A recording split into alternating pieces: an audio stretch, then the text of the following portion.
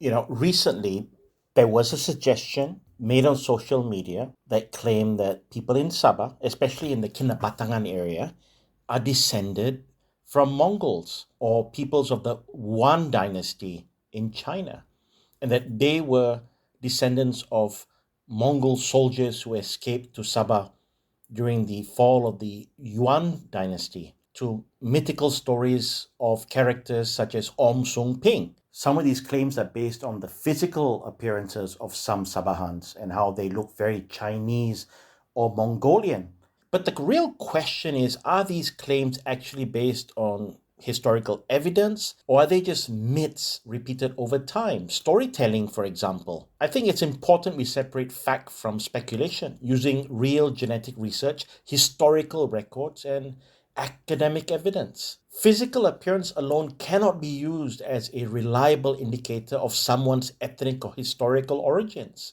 Traits such as the shape of an eye, or somebody's facial structure, the way somebody looks, or the build of a person. All these things are widely distributed across human populations due to shared ancient ancestry. There's so much of mixtures of different population genetics over centuries, and that evidence shows that indigenous peoples of Borneo, including those in Sabah, are primarily linked to Austronesian expansion with deeper Southeast Asian roots rather than recent Mongolian or Yuan dynasty populations. There is no credible genetic evidence that demonstrates a specific or direct lineage to anyone from the Mongol Empire to present-day indigenous communities in Sabah. So if these claims are based purely on physical resemblance of somebody, then it's not scientifically valid and it's unproven. Current genetic evidence reinforces this position. Studies of indigenous populations in Sabah demonstrate strong clustering with Austronesian and Southeast Asian populations, not Central or North Asian groups, which is what the Mongols are. The genetic structure reflects deep regional ancestry, spanning thousands of years. So it's not a recent thing, it's thousands of years of Austronesian and Southeast Asian population mixes.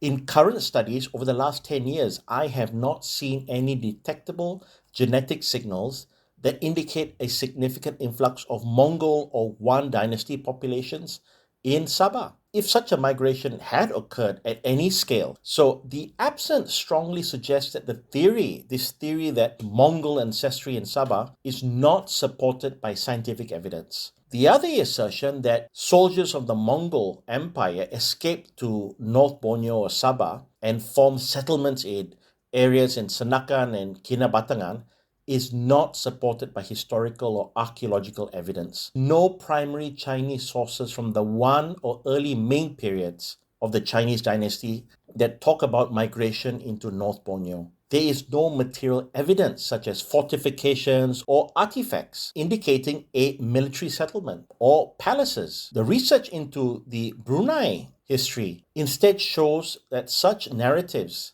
of a migration into Kinabatangan from China originate from later oral traditions and storytelling. It is very possible. There's nothing to suggest there was never any intermarriage between the Brunei Sultanate and members of the Chinese dynasty.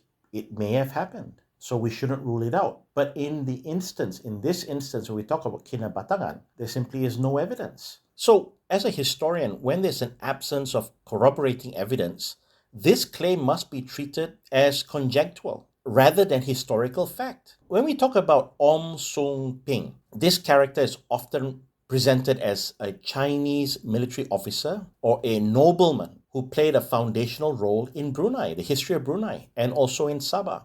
But this cannot be verified through primary historical records from China. Modern academic analysis demonstrates that the name Ong Sum Ping does not appear in any Chinese sources, and it only really emerges in later writings, centuries later, often shaped by local genealogies and folklore traditions. If we were to look at the Brunei genealogy of the Brunei sultans, the genealogy of Om Sum Ping is fundamentally inconsistent and it cannot be treated as a reliable historical record. Different manuscript versions of the genealogy contradict each other.